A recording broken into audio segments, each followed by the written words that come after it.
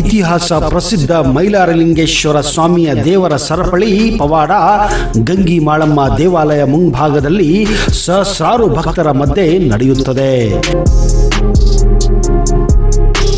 ಇದು ವಂಶಪಾರಂಪರಿಕವಾಗಿ ಗೊರವಯ್ಯ ದಳವಾಯಿಯವರು ನಡೆಸುತ್ತಾರೆ. ಗೊರವಪ್ಪಗಳ 7 ಕೋಟಿ ಒಡೆಯ ಮೈಲಾರಲಿಂಗ ಎಂದು ಕೂಗಿ ಈ ಸರಪಳಿಯನ್ನ ಇಲ್ಲಿ ಹರಿಯಲಾಗುತ್ತದೆ. ಈ ಕೂಗು ಗೊರವಪ್ಪಗಳನ್ನ ಹುರಿದುಂಬಿಸಿ ಸರಪಳಿ ಎಳೆಯುವಂತೆ ಮಾಡುತ್ತದೆ. ಭಕ್ತರು ಸರಪಳಿ ತುಂಡಾಗುವ ದೃಶ್ಯವನ್ನ ವಿಸ್ಮಯದಿಂದ ವೀಕ್ಷಣೆ ಮಾಡುತ್ತಾರೆ.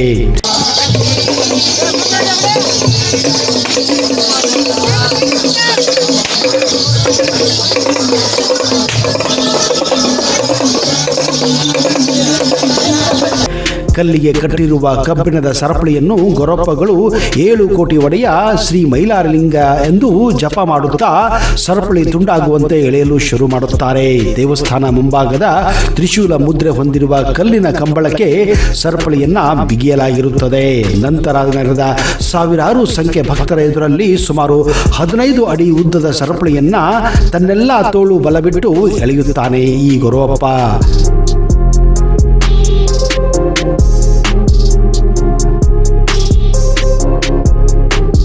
ಸರಪಳಿ ಅರ್ಧಕ್ಕೆ ಕಟ್ಟಾದರೆ ಬರಲಿರುವ ದಿನಗಳಲ್ಲಿ ದೇಶಕ್ಕೆ ಉತ್ತಮ ಮಳೆಯಾಗಿ ಬೆಳೆ ಸಮೃದ್ಧಿಯಾಗುತ್ತದೆ.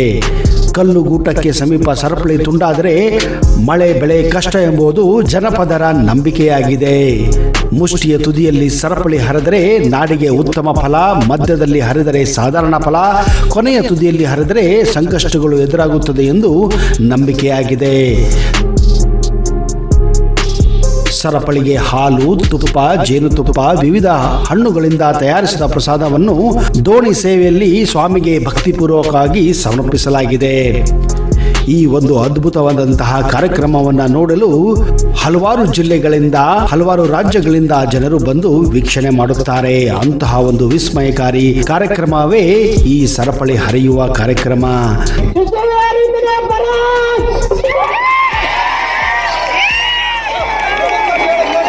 ಇಲ್ಲಿ ನಡೆಯುವ ಕಾರಣಿಕೋತ್ಸವ ಸಲುವಾಗಿ ಜನರು ಕಾದಿರುತ್ತಾರೆ. ಸುಮಾರು 15 ಅಡಿ ಮರದ ಬಿಲ್ಲನ್ನು ಏರಿ ಕಾರಣಿಕ ನುಡಿಯುವ ಗೊರವಯ್ಯ ಸದ್ದಲೆ ಎಂದು ಕೂಗಿದಾಗ ನೆರೆದ ಲಕ್ಷಾಂತರ ಜನ ನಿಶ್ಶಬ್ದವಾಗಿ ನಿಂತು ಕಾರಣಿಕ ಭವಿಷ್ಯವನ್ನ ಆಲಿಸುತ್ತಾರೆ.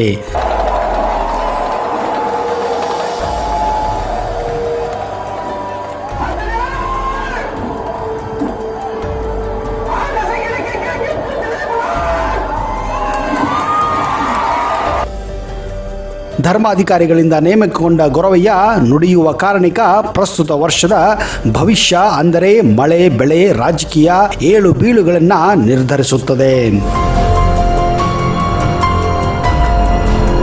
ಹೋದ ವರ್ಷ ಮುತ್ತಿನ ರಾಶಿ 3 ಭಾಗ ಆದಿತಲೆ ಪರಾಕ್ ಎಂದು ರಾಮಪ್ಪ ಗೊರವಯ್ಯ ನಾಡಿನ ಭವಿಷ್ಯವನ್ನ ನುಡಿದಿದ್ದರು.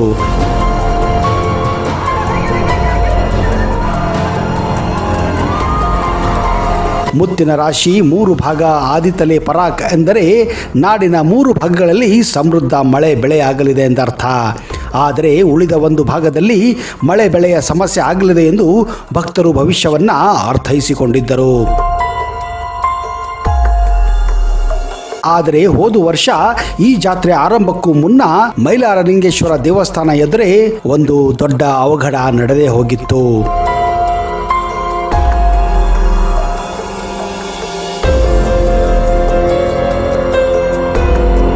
ಕೊರೋನಾ ವೈರಸ್ ಕಾರಣ ಸ್ಥಳೀಯ ಜನರು ಸಾಂಕೇತಿಕವಾಗಿ ಜಾತ್ರೆ ಹಾಗೂ ಕಾರಣಿಕದಲ್ಲಿ ಭಾಗವಹಿಸಿದ್ದರು.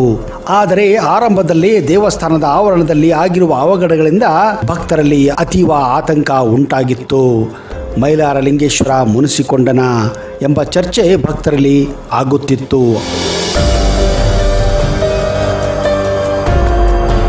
ಅಷ್ಟಕ್ಕೂ ಕಾರಣಿಕೋತ್ಸವ ದಿನ ಮೈಲಾರ ದೇವಸ್ಥಾನದಲ್ಲಿ ನಡೆದಂತಹ ಅವಘಡವೇನು, ಅದರ ಅರ್ಥವೇನು, ಅದರ ತಾತ್ಪರ್ಯವೇನು, ಮುಂದೆ ಆದ ಭವಿಷ್ಯವೇನು, ಈ ಎಲ್ಲ ಸಂಪೂರ್ಣ ಮಾಹಿತಿಯನ್ನ ಈ ವಿಡಿಯೋದಲ್ಲಿ ನಿಮಗೆ ಕೊಡಕ್ಕೆ ಹೋಗ್ತಾ ಇದ್ದೀನಿ. ಒಂದು ವೇಳೆ ನೀವು ಈ ಚಾನೆಲ್ ಅನ್ನು ಇನ್ನೂ ಸಬ್ಸ್ಕ್ರೈಬ್ ಮಾಡದೇ ಇದ್ರೆ ದಯವಿಟ್ಟು ಈಗಲೇ ಸಬ್ಸ್ಕ್ರೈಬ್ ಮಾಡಿ, ಜೊತೆಗೆ ಬೆಲ್ ಐಕನ್ ಕೂಡ ಪ್ರೆಸ್ ಮಾಡಿ.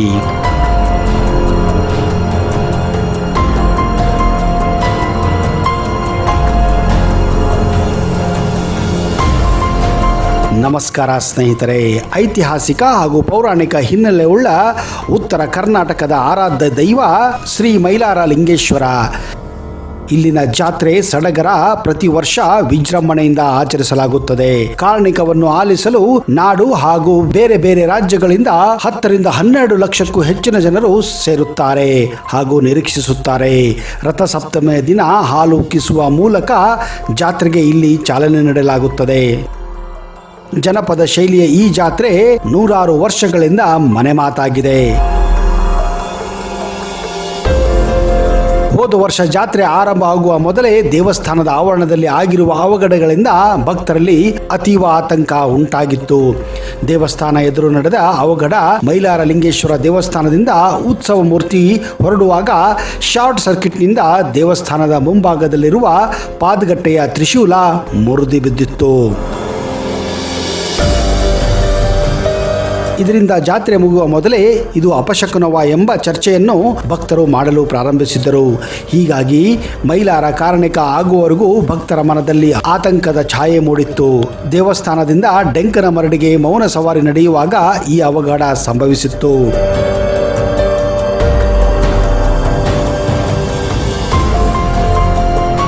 ಮೈಲಾರ ಜಾತ್ರೆಗೆ ಭಕ್ತರು ಕ್ಷೇತ್ರಕ್ಕೆ ಬರಲಿಲ್ಲ ಎಂಬ ಕಾರಣಕ್ಕೆ ಮೈಲಾರ ಲಿಂಗೇಶ್ವರ ಸ್ವಾಮಿ ಮುನಿಸಿಕೊಂಡನ ಎಂಬ ಚರ್ಚೆಗಳು ಭಕ್ತರಲ್ಲಿ ಉಂಟಾಗಿತ್ತು. ಮೈಲಾರಕ್ಕೆ ತೆರಳಿದಂಥ ಭಕ್ತರನ್ನು ತಡೆದಿದ್ದ ಪೊಲೀಸರು ಹಿಂದಕ್ಕೆ ಕಳಿಸಿದ್ದರು. ಈ ಘಟನೆಯಿಂದ ಭಕ್ತರು ಹಲವರು ಈ ರೀತಿಯಲ್ಲಿ ವ್ಯಾಖ್ಯಾನ ಮಾಡುತ್ತಿದ್ದು ಮುಂದಿನ ದಿನಗಳಲ್ಲಿ ಇದಕ್ಕೆ ಉತ್ತರ ಸಿಗಬಹುದೆಂದು ನಂಬಲಾಗಿತ್ತು. ಪಾದಗಟ್ಟೆಯ ತ್ರಿಶೂಲ ಮುರಿದು ಬಿದ್ದ ಅವಘಡ ಆತಂಕದ ಮಧ್ಯೆ ಆ ವರ್ಷ ಕಾರ್ಣಿಕವೂ ನಡೆದಿತ್ತು.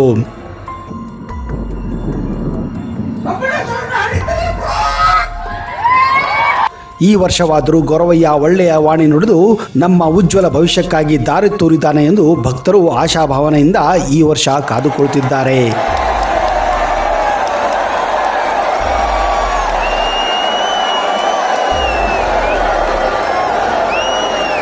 ಅದರಂತೆ ಈ ವರ್ಷ ಯಾವ ಕಾರಣಕ್ಕೆ ನುಡಿಯುತ್ತಾನೆಂದು ಲಕ್ಷಾಂತರ ಜನರು ಈ ನಾಡಿನಲ್ಲಿ ಆ ಗೊರವಯ್ಯನ ಶಬ್ದಗಳಿಗೆ ಮಾತಿಗೆ ಕಾದುಕೊಳ್ತಿದ್ದಾರೆ.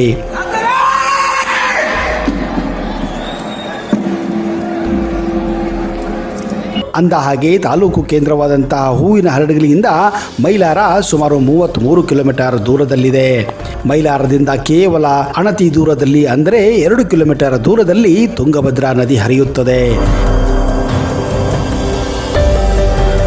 ಮೈಲಾರಕ್ಕೆ ಇನ್ನೂ 6 ಗ್ರಾಮಗಳು ಪ್ರಾಚೀನ ಕಾಲದಲ್ಲಿ ಸೇರಿದ್ದವು. ಆದ್ದರಿಂದ ಈ ಗ್ರಾಮದ ದೇವರಾದ ಶ್ರೀ ಮೈಲಾರಲಿಂಗೇಶ್ವರ ಸ್ವಾಮಿಗೆ 7 ಕೋಟಿ ಮೈಲಾರ ಲಿಂಗ ಎಂದು ಕರೆಯುತ್ತಾರೆ. ಏಕೆಂದರೆ 7 ಗ್ರಾಮಗಳಿಗೆ ಕೋಟೆಗಳಿದ್ದವು.